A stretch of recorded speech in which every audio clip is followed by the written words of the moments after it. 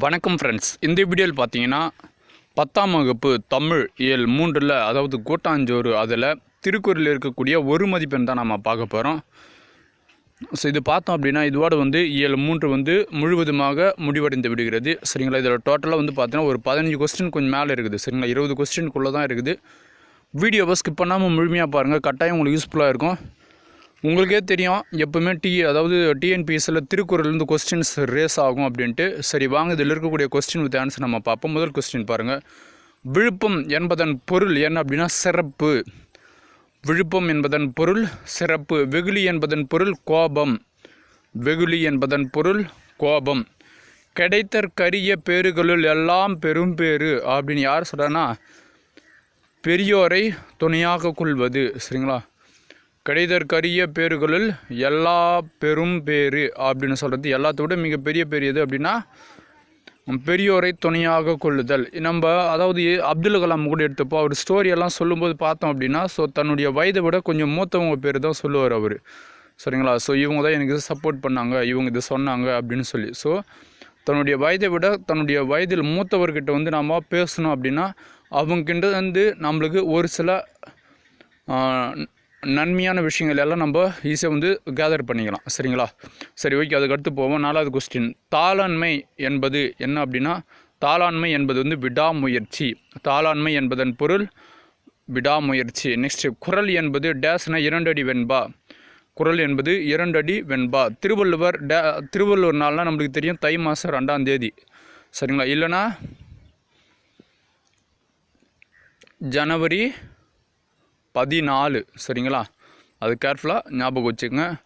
அதாவது நம்ம தைப்பொங்கல் கொண்டாடுறோம், அதுக்கு 2ஆம் தேதி திருவள்ளுவர் ஆண்டு. சரிங்களா. நெக்ஸ்ட்டு திருவள்ளுவர் நாள். சரிங்களா. திருவள்ளுவர் ஆண்டு அப்படின்னு பார்த்தோம் அப்படின்னா கிமு 31. திருவள்ளுவர் ஆண்டு பார்த்தோம் அப்படின்னா கிமு 31. ஊழ் என்பது முன்வினையை குறிக்கும். ஊழ் என்பது முன்வினையை குறிக்கும். 9வது திருக்குறள் டேஸ் என்று அழைக்கப்படுகிறது அப்படின்னா உலக பொதுமறை. திருக்குறள் உலக பொதுமறை என அழைக்கப்படுகிறது. 10வது மயக்கம் என்பது அறியாமை. 11வது பாருங்கள். நச்சப்படாதவன் என்பது பிறருக்கு உதவி செய்யாதவன். நச்சப்படாதவன் என்பதன் பொருள் பிறருக்கு உதவி செய்யாதவன். 12வது உஞ்சற்றுபவர் அப்படின்னு சொல்கிறாங்க. அதாவது உஜற்றுபவர் என்பது முயற்சிப்பவர். நெக்ஸ்ட் 13வது கண்ணோட்டம் என்பது இரக்கம். கண்ணோட்டம் என்பது இரக்கம் என பொருள் கூறப்படுகிறது. 14வது பாருங்கள். காமம் வெகுளி மயக்கம் இவை மூன்றும் நாமம் கெடும் நோய் அப்படின்னு சொல்கிறாங்க. சரிங்களா. என்ன சொல்ல வராங்க, காமம் வெகுளி மயக்கம் இது 3 இருந்தது அப்படின்னா தன்னுடைய அழிவு, அதாவது இது 3 இருந்தால் கட்டாயம் துன்பம் வரும் அப்படின்னு சொல்கிறாங்க. ஆகையினால் இந்த 3ஐ அழிக்க சொல்கிறாங்க. எந்த 3? காமம்னா ஆசை, வெகுளினா சினம், மயக்கம்னா அறியாமை. ஆனால் என்னை பொறுத்த வரைக்கும் இந்த 3மே ஒரு குறிப்பிட்ட வயது வரைக்கும் தான் இருக்குது. சரிங்களா. ஒரு குறிப்பிட்ட வயது வரைக்கும் போனோம் அப்படின்னா ஒன்று போயிடுது. அதுக்கப்புறம் ஒரு குறிப்பிட்ட வயது போனால் இன்னொன்று போயிடுது. சரிங்களா. அப்போ 2 போகுது. திரும்ப இன்னும் ஒரு குறிப்பிட்ட வயதுக்கு மேலே போனால் 3மே சரி வேணாம் அப்படின்னு சொல்லிட்டு ஒரு துறவு நிலைக்கு போயிடுற மாதிரி ஆயிடுது. சரிங்களா. இருந்தாலும் கூட இந்த 3ம் அழிந்தால் துன்பமும் அழியும் அப்படின்னு சொல்லி வள்ளுவர் சொல்கிறாங்க. சரிங்களா. இந்த 3ம் அழின்னு சொல்லி வள்ளுவர் சொல்கிறாங்க. நெக்ஸ்ட்டு பாருங்கள். அதாவது காமம் வெகுளி மயக்கம் இவை 3இன் நாமம் கடக்கேடும் நோய் அப்படின்னு சொல்கிறாங்க. நெக்ஸ்ட் கொஸ்டின் 15வது பாருங்கள். வெள்ளோடு நின்றான் இடவென்றது போலும் கோலோடு நின்றான் இரவு. ஆக்சுவலாக இது எதற்காக சொல்கிறார் வள்ளுவர் அப்படின்னு பார்த்தோம் அப்படின்னா இதில் பயின்று வந்துள்ள அணி கேட்குறாங்க ஓமை அணி. சரிங்களா. போலும் அப்படின்னு வெளிப்படையாக வருது. அந்த கோடு போட்டுரும் பாருங்க. போலும் அப்படின்றது வெளிப்படையாக வருவதால். சரிங்களா. போலுன்றது வெளிப்படையாக வந்தது அப்படின்னால அது ஓமை அணி.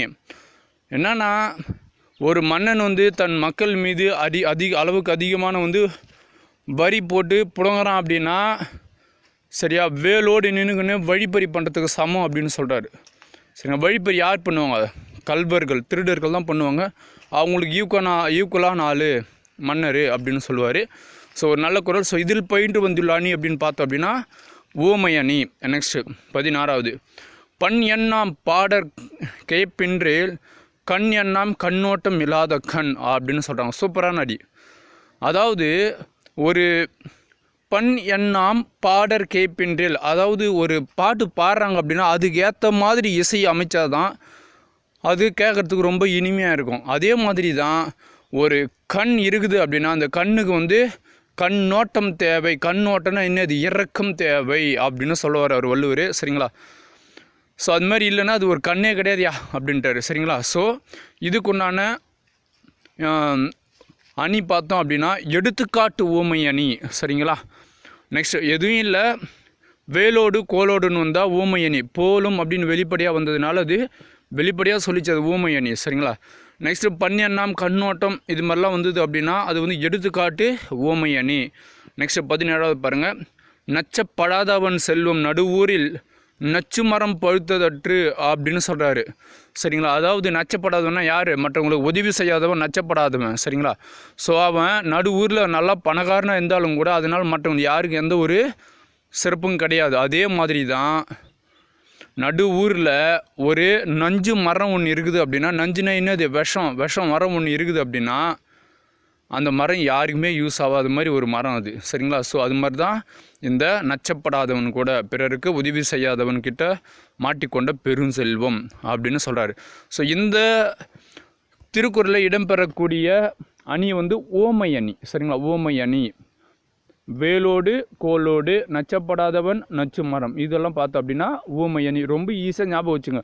புக்கில் இருக்கிறது தான் அப்படியே கேட்பாங்க. வேறு வெளியில் இருந்தாலும் எங்கேயும் கேட்க மாட்டாங்க. சரிங்களா?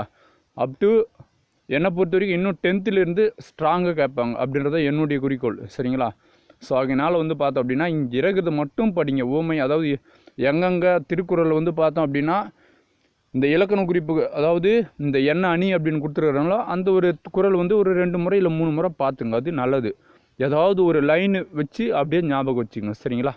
சரி, ஓகே. அதுக்கடுத்தது பார்க்கலாம். 18வது பாருங்கள், பொறுத்துக.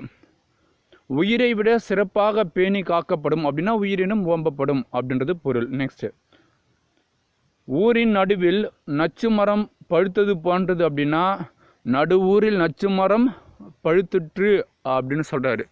நெக்ஸ்ட்டு அதாவது 3வது பாருங்கள், ஒழுக்கத்தின் வழி உயர்வு அடைவார் அப்படின்றாங்க. அதாவது ஒழுக்கத்தின் எய்துவார் மேன்மை அப்படின்னு சொல்கிறாரு.